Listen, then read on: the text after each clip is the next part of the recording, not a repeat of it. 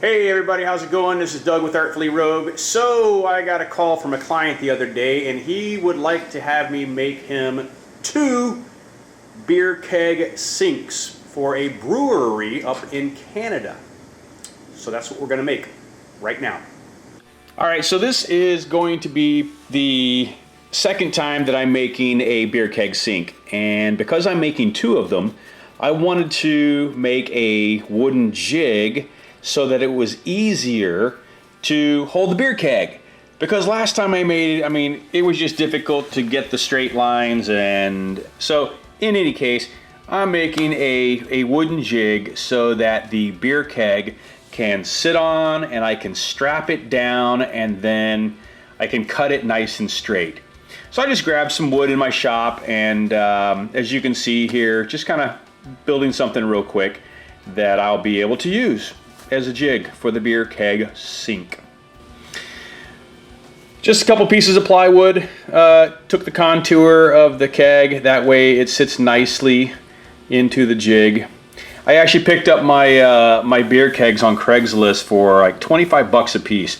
So you could probably go to a brewery and they might have 1 or 2 that they've had damaged. But yeah, so Craigslist, check those. That's kind of where I got these. Alright, now we're going to make sure that this is secured and on the table properly. And this is probably something I'll use again, so I wanted to make sure that whenever I made it, it was just nice and sturdy. I've always got a lot of projects going into my shop, so my table is constantly filled with things. Alright, so that was a nice fit. Now I got to make sure everything's level, and it is, so I'm super happy about that. And now what we're going to do is I'm going to strap the beer keg to the jig. I'm just using a regular ratchet strap just to make sure it doesn't roll around. So what I'm doing now is I'm going to measure and build a frame that slides over the keg. I don't want it to go completely to the halfway mark of the keg, because as you're going to see here in a little bit, as I put this frame that I'm building over the keg, you have to worry about the tap that is on the top of the keg. It's difficult to cut through that, and it kind of becomes a bit of a pain in the butt when you're building a sink. So the framework's on the keg. Make sure that it's make sure that everything's level. And then what I'll do is I'll just take a Sharpie and I will mark it all. So you can see that right there. That was the tap. And so I try to stay right above that tap. And because the client wants 2 beer kegs, and I've got a full keg here, what I'm going to do is I'll just flip this over here in just a little bit. I put a little wooden insert in there. That way it'll handle the contour so you can see that, and just made it easier to draw that line and transfer. I did the same thing here with a piece of metal, and that way I could transfer the bottom of that frame over to the edge of the keg. Alright, unstrap it, flip it, and time to level. Level again. Gotta level. Make sure it's level. Make sure it's straight. Make sure it's level. Bend it, level, bend it, level, level. Check it again, and check it again. Yeah, I was just going a little bit haywire with making sure that this thing is level. So hopefully it's nice and straight now, and I can finally get on to marking the keg. It's funny when you got the frame on the keg and you're moving one side, it totally fluctuates the other, totally moves the other side. All right, so now let me explain this.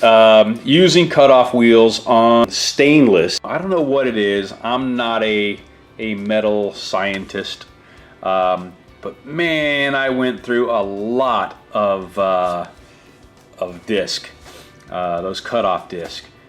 It just took a while to kind of get through. There's some thicker parts, especially here at the end, and I probably went through about half a dozen. you got to watch out also when you're cutting into these kegs.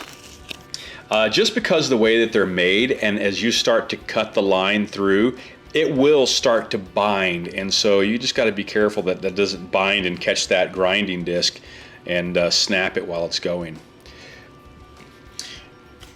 So as I said, I went through probably about 6. There goes one, and you got to put on another one so you can get going again.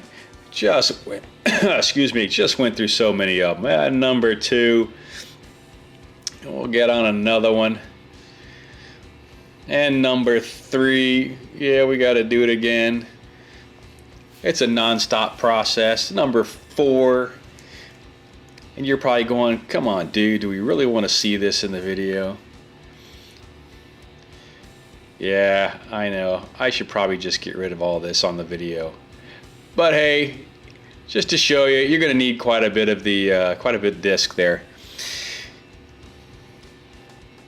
Once you get to a point where you've got as far as you can on the grinding, or the cutoff wheel, should I say, I used a Sawzall here.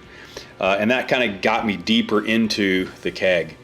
And you just have to be careful that your Sawzall blade doesn't bind up either.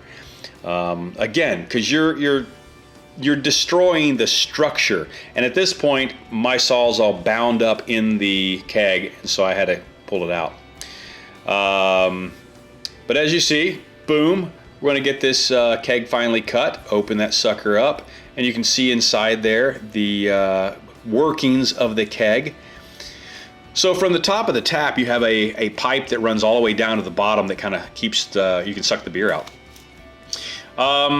Grinding the edges, just cleaning those up real quick. Want to make sure that there aren't any burrs.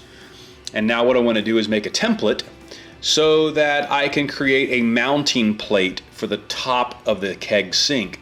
This is going to be an under the counter mounted sink. So I'm basically making this template so I can transfer it over to metal, and I'll use my plasma cutter to actually cut that out. I just found that this was a lot easier than trying to freehand it. And then once you get this traced out, just make sure you jigsaw it. Make sure you stay on your lines. You don't want to have any problems. That's the reason why you made a template, so that it's nice and snug on that fit. And then I use the plasma cutter. Now luckily I have a plasma cutter I can do this. You could also use your cutoff wheels. You can use a metal blade on a jigsaw. There's a variety of things that you could use. I'm lucky enough to have the plasma machine. And now I just take that cut out piece of metal, and obviously it is hot.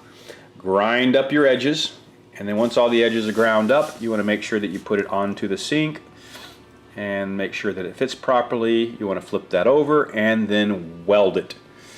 Make sure you weld all the way around, because this is going to hold water and you don't want anything to leak. So what I did now is, after kind of polishing the inside of the keg, is I painted the outside with a rubber coating.